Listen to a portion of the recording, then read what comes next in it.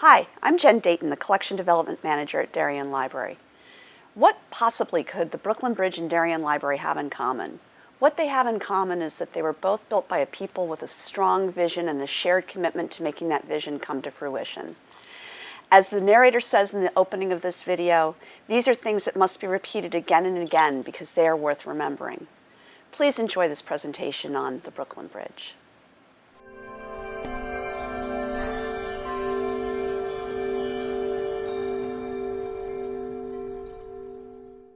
The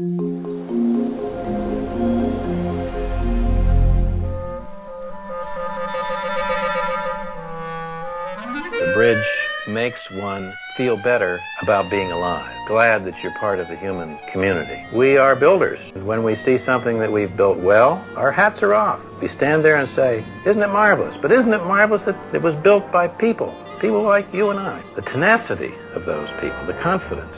All of those sound like platitudes. They're simple truths. Some truths need repeating, generation after generation after generation. And the Brooklyn Bridge continues to repeat truths that we need to remember. How many people have been on the Brooklyn Bridge? Yeah, how many people have walked across the Brooklyn Bridge? A handful of people. Okay. You know what? Go down there and walk across the Brooklyn Bridge. Seriously. Go down there and walk across the Brooklyn Bridge.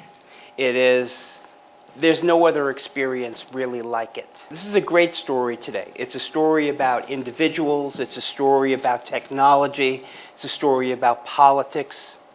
It's a story about an expression of time and how the world has changed. We start with John Roebling, who was born, as you can see, in 1806, died 1869. This is John Roebling's project. So John Roebling is a Prussian engineer who wanted to come to the United States because in the 19th century, the US is the place where you could make it big. And we were expanding everywhere with trains and roadways in this expansion, not only west, but in the major cities, needed large bridges, needed infrastructure, needed roadways, and that's why he wanted to be here in the United States. And back in those days, somebody like Roebling, you can put him in the same category of how about a Thomas Edison? They had to be mechanics. They had to be leaders. They had to be politicians. They had to figure out how to get money. They had to promote themselves, you see? Because you had to be a one-man band to keep all of this going until your project was completed. That was something that Roebling was able to do. So John Roebling works his way around America, around the East Coast, and he becomes very, very famous as a bridge designer, very respected. But the holy grail, what everybody wanted to be the first to do, was build the bridge between the two largest cities in America, New York and Brooklyn. Remember, Brooklyn wasn't part of New York then. See, it was worth coming just for that. Now, John Roebling, he is the one who has to go and schmooze politicians, right, and create something called the New York Bridge Company and convince people that this is going to be a profitable enterprise. And you have to do all of the things that you normally have to do in a city like Manhattan and a city like Brooklyn to get public support, political support, financial support, grease a lot of palms, compliment a lot of people's wives, whatever you need to do. And he is able to get the job done. Amazing. So he's the man. He is now going to build the great East River Bridge, which is going to be the largest suspension bridge in the entire world, in the most important place culturally and economically on the face of the earth. John Roebling is there on the Brooklyn side of the East River. And he's, there's a lot of measuring that has to be done. And I don't mean like with a yardstick, right? You have transits and all of these other things. He's scoping out the location for the towers of the bridge. Now, the East River back in those days was bustling from one end to the other with ferry terminals. So there are these ferry terminals everywhere on the East River. John Roebling is a man who is so focused, like a laser beam, on his work. And he's standing right at the edge of the river, right with all of these ferries going back and forth. This is the East River, by the way, which of course was the only way to get across the river. And there are these huge pile of, you know those pilings that they drive into the river all over the place? They look like telephone poles. John Roebling is standing there and he's taking his measurements. And this ferry comes in, doesn't even notice it, hits the abutment of the ferry slip. And he jars the earth that he's standing on. And this whole pile of pilings crashes down upon him and crushes his leg. Right? Now, John Roebling is a naturopath. He doesn't believe in any kind of traditional medicine. Not that that would have helped him back in these days anyway. We're talking about medicine practically from the Civil War here. Right? What would they have done? Sawed the guy's leg off? Right? So he gets sepsis, and his leg actually gets completely infected. He's doing all of these naturopathic treatments. And you know what happens? It kills him. He's dead.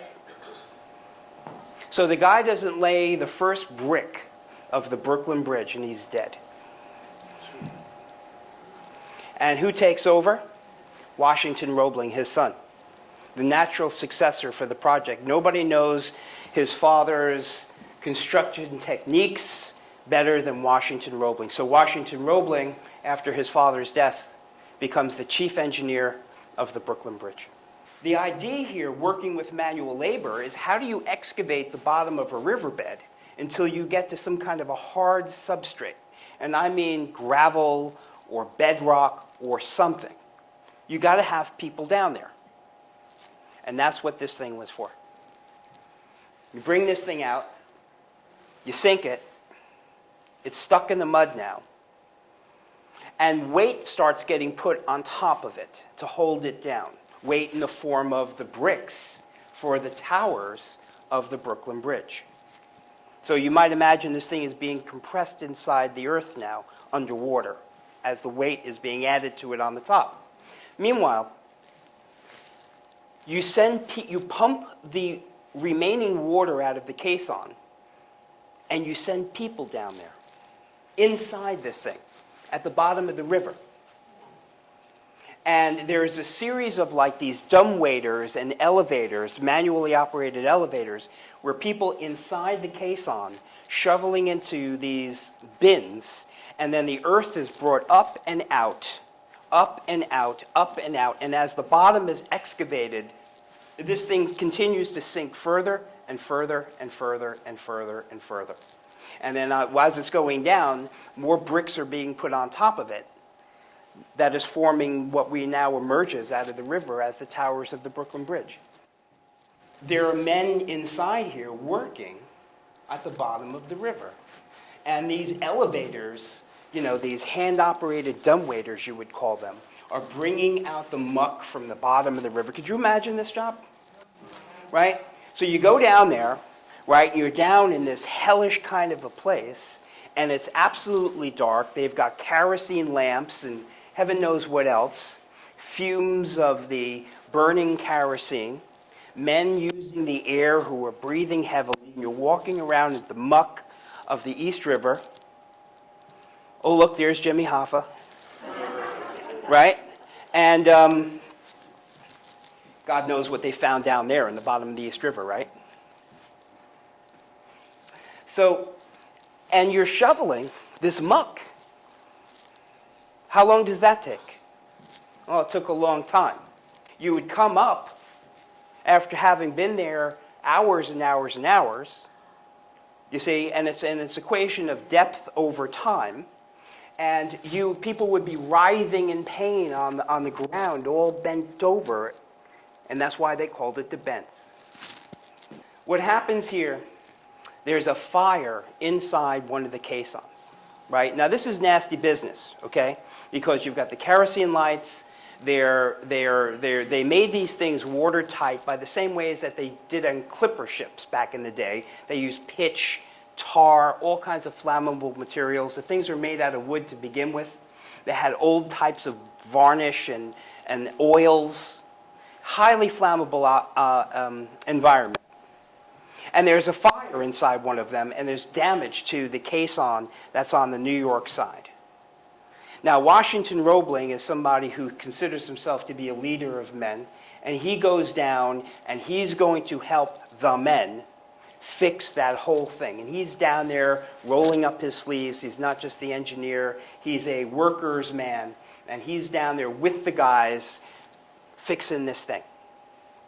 And what happens to Washington Roebling? Every day he gets sicker and sicker and sicker and sicker. But nobody knows what's causing these things because nobody knows what the bends are. So every day he forces himself to go back down. And he winds up with permanent paralysis. So here's Washington Roebling in his what was called the sick room in Brooklyn, overlooking the Brooklyn Bridge, which is now in its final stages of completion in this particular etching. Right? The question now becomes, now what are you going to do? His father's dead. He's paralyzed. The bridge isn't even past its beginning stages of being built yet. So what do you do? Well, here's the story for you. The heroine of our story is this lady here, his wife, Emily Warren Roebling. She, Emily, takes Washington's directions every single day and the plans and everything else like that from his sick room and goes down to the bridge site and tells the foreman what Washington wants. Now, that must have been pretty gutsy for a woman back in those days. She's going down here with her lace and her petticoat and everything else like that. And imagine the nerve that it would take. Washington says you're doing this wrong. Think about that for a minute. And she did this until the bridge was finished. The demographics of New York City then, especially, you had many, many European immigrants from places like Italy, where stone masonry was part of the DNA of those who now were new American immigrants. And so here's the Brooklyn Tower in 1875 going up. So they're spinning the main cables now. Those main cables that we look at on a suspension bridge, all right, aren't one big piece of steel. All right, they're actually made up of thousands of individual wires. And they're spun back and forth like a knitting loom from the Anchorage over the top of the tower, down the center, over the top of the other tower, down to the other Anchorage, back over, time after time after time. And that's all for redundancy. And then once you have, 200 wires, you bundle them together. And then you take all of the other 200 wires and you bundle them together until you have one massive cable. They had to outsource the cable. And forgive me, I don't remember the name of the cable company. But they weren't completely on the up and up in this cable company. And what was happening is that they had a certain level of quality control there. And you had cable that was being built in batches, manufactured in batches. And sometimes it wouldn't pass the test, right? They would strain test it, this sort of a thing. And those cables that didn't pass muster went out to this shed where the defective cable was. And somebody happened to notice, and they had a whistleblower. And somebody happened to notice that instead of getting larger, the defective cable pile, it was actually getting smaller. And it turns out that an estimated amount of defective cable has already been wound into, delivered to the bridge site and wound into the Brooklyn Bridge. And it's still there, ladies and gentlemen. Right? So Washington Roebling is like, all right, give me a Xanax. No. No, Washington Roebling is, he's what could he do? unwind it. So some of the cables of the Brooklyn Bridge actually are larger than the others because he had to make some kind of a calculation about what was probably wound into the bridge that might have been defective. And what he did was he added extra revolutions to the run to compensate for what was probably bad. It was a guess, but it was a good guess because obviously the thing's still standing. The roadway is made out of iron and steel. Okay, actually expands and it contracts as traffic is moving in different formats on the roadway, and the load on the roadway is different. There might be a certain torquing of the roadway. You see, these are things that can't be locked up with rust. A suspension bridge is a living thing. It's a moving thing. Now, once those main cables, by the way, are all spun and bundled together, they're wrapped by a cable wrapping device. And if you're walking across the Brooklyn Bridge, you can actually put your hand right on the cable and feel those annular rings like I'm talking about.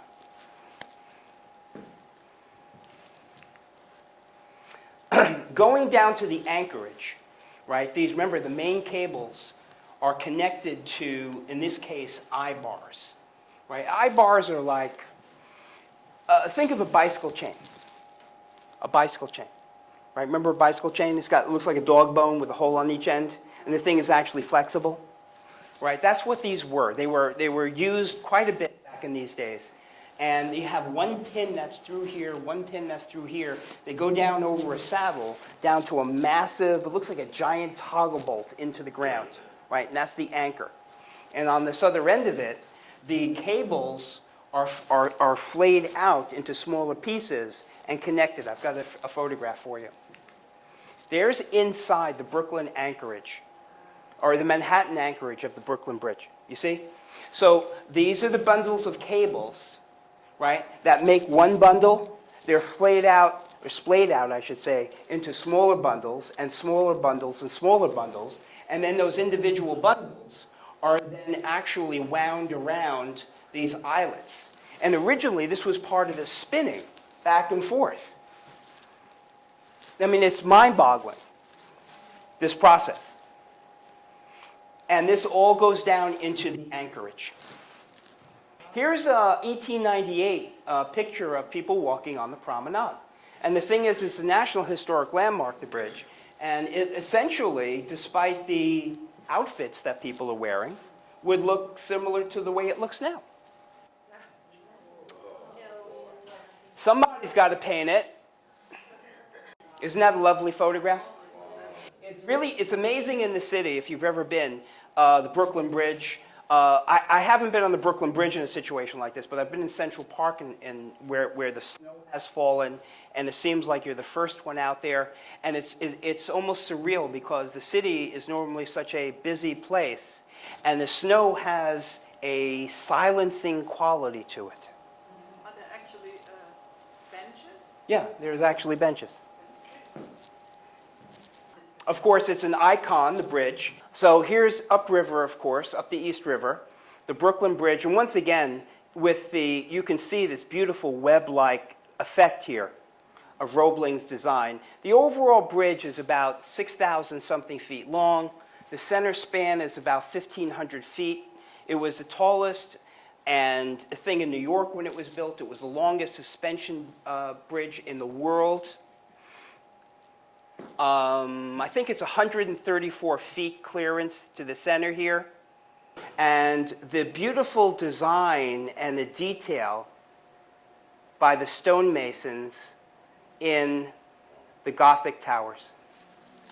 Absolutely extraordinary. Nothing like it.